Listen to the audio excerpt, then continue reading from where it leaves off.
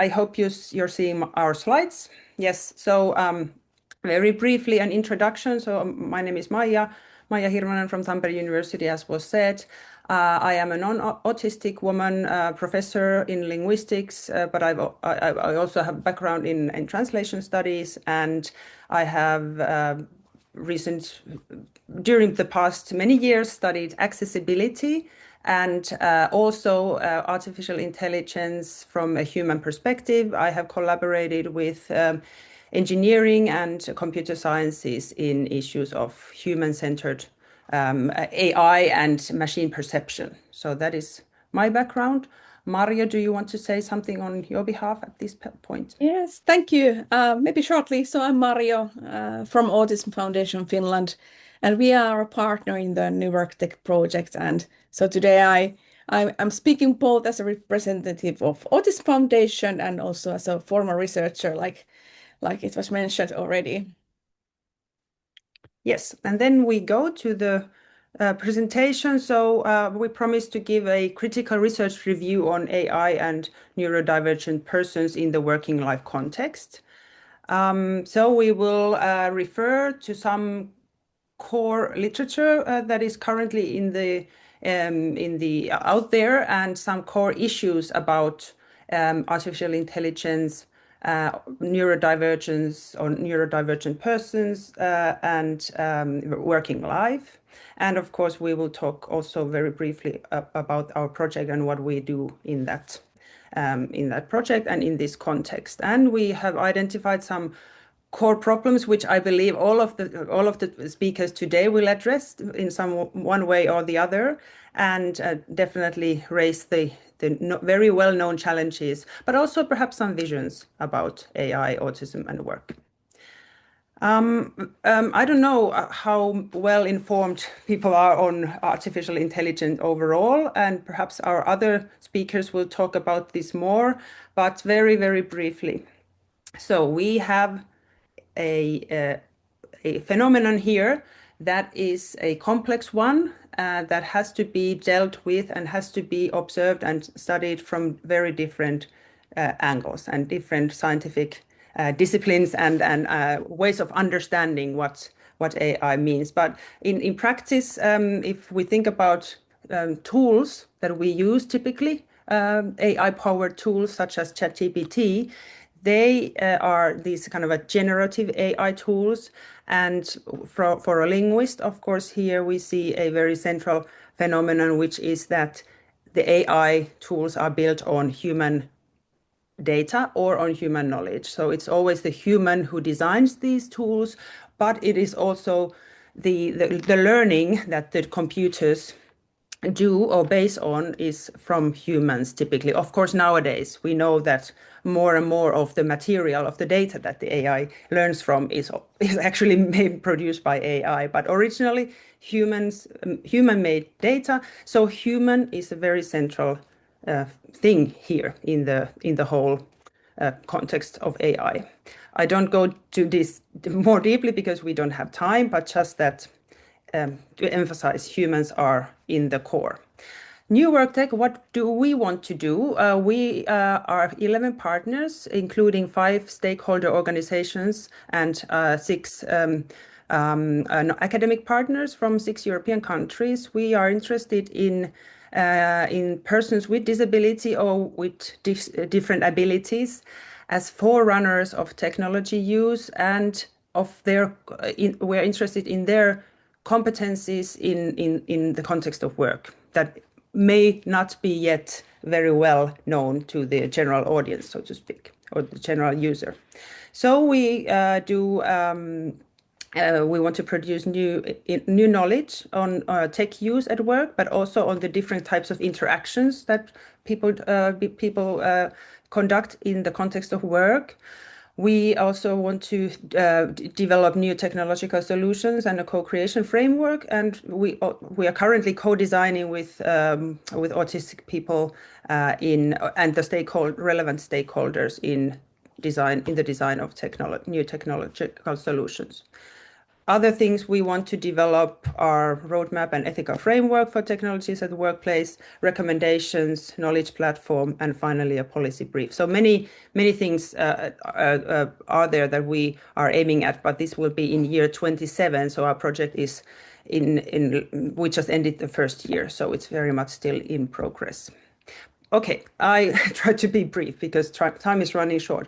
AI is a technical tool, basically. Okay, it is built by humans and it's a tool for something. A tool is typically a solution to a problem. So I think here what is relevant for us all to think about what is the problem then? And this is something I want to very briefly address now. I'm very intrigued by the interdisciplinary neurodiversity studies where you have the idea, I'm summarizing very briefly, that autism and other neurodiversity brings up social cognitive atypicality, which means diversity in human conduct and in human life overall, and it eventually means diversified practices and personalized solutions that are required to be invented in order for us to co-work, for instance, together. And I'm also very interested, and we in the project are very interested in developing the idea of social, technical, and even cultural rethinking via this knowledge that we hopefully gain when we study these diverse ways of working or using technologies. AI in the world of work, we do have many solutions. We know from research literature, that we have a variety of digital technical tools. These are, of course, not AI-based all. So there are a huge pile of tools. What is lacking apparently at the moment is the actual evidence. How efficient are these tools to which groups and how well they can be used currently in the everyday life and so on. So the progress of development is still very much ongoing. And now I say we think that it's time to act, because also for the AI solutions, it's very much a process underway. What we do in New Work Tech, if you look at the bottom lines here, so we are currently indeed collecting data in different work contexts across Europe, with different types of disabilities or different abilities, as we like to say it also. So also with neurodivergent employees. And what we have so far found that, for instance, text generative AI tools are being used in a professional life of persons who have ADHD. And this is something that we are currently analyzing and will be analyzing more profoundly. And we are collecting also at the time that I'm speaking, actually more data with more people. A couple of slides more on my behalf. So we, on one hand, and this is I would assume this is also very much known to many people here present. So we have on the one hand the techno or the AI promises, and on the other hand the problems. I think that next we have to try to find a way of managing both the promises and the problems, obviously. And this is, I guess, something that we will talk about today together as well. One idea that I want to raise also to all of you is this kind of a friction between two forces. So if we say that AI is a technical tool, it's a solution to a problem, then we have to ask, what is the problem then? So if we take let's say we take neurodivergent workers at work and they are using generative AI to produce CVs or to produce any text that is, so to speak, standard text and normatively correct, then this kind of a friction comes from the idea that, okay, do we want the AI to reduce the foreignness, the foreign, and to domesticate, so to speak, the neurodivergent persons to the mainstream? Or do we rather take the foreignization perspective and actually try to maintain the foreign, the new, the difference there? So I think this is something that with AI we have to think about. And a third perspective might come in play, and AI might have an interesting aspect here is the third way, the multi-perspectivity. How can we develop tools or develop solutions that somehow bring the foreign and the domestic together and try to understand, truly understand and manage this kind of a multi-perspectivity to life? So, okay, this is very briefly from me, and then Marjo, please. And I'm changing our slides. Yes, thank you. I shorten a bit. So I'm going to talk very briefly like how AI affects neurodivergent people's access to work and participation in working life.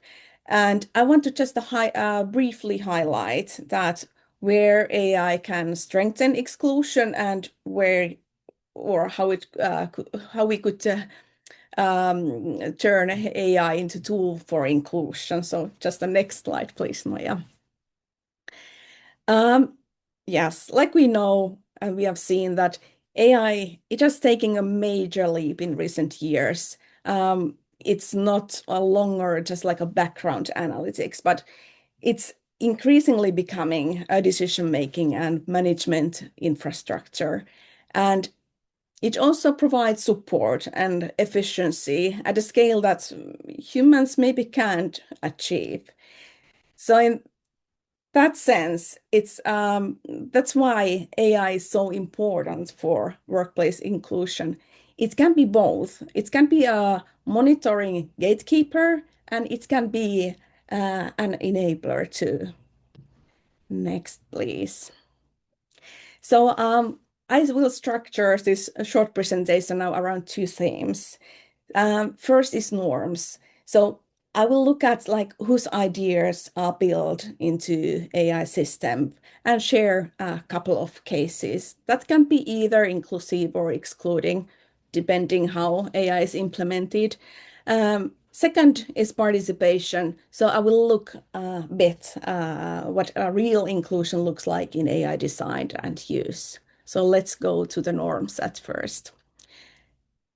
So the key point is this, AI is never neutral about norms.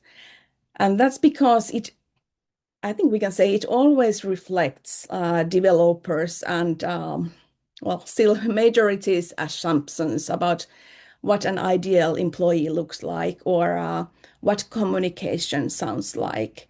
And if AI models, if they are trained on neurotypical data and expectations, so neurodivergent traits can get treated as deviations. And even when they have nothing to do with someone's ability to do the job well. And maybe I need to say one important point here. And that is that in EU we have an EU Artificial Intelligence Act, and that purpose of that act is to ensure that AI systems are safe and do not threaten like fundamental rights. So high-risk systems that I will mention here too. So they are subjects to stricter Excuse me. requirements. Hey, you have another 2 minutes, then we Oh. have to go to the next speaker. Sorry. Okay, then I'm just faster. I just mentioned shortly. So examples of these technologies is that one is video interview analytics, for example. They may use eye contact, facial expressions, and so on, and it may impact on evaluation. Then there are CV, ATS screening, that is applicant tracking systems. There are also some workplace metrics that may work a similar way, that they do certain evaluations and the results can be something else than we expect or want to. But we have also more inclusive ones and maybe more positive ones. And one example is assistive AI in everyday work. It can give a lot of support. And another probably virtual coaching and virtual reality training, maybe also AI based. So research has shown that those might have very nice outcomes in working life. Next one, Maija. So best starting point to create inclusive solutions is, of course, that neurodivergent people are involved.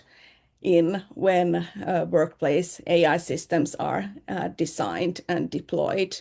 And what it means, I want to give an example. It means that neurodivergent groups help to define the problems, decide what gets measured, shape what data is collected, and also agree on how the system is corrected over time, not just doing some tests at the end. That is very typical. And it requires also some fundamental and important questions to be asked. And it could be like, who's accountable for monitoring? If certain groups get excluded, who notices that and who fixes it? Or what we are actually measuring? Is it like job relevant competence or maybe some norm-based presentation? Next one, Maija, please. So very shortly, what is the key message here? AI isn't automatically inclusive or discriminator either.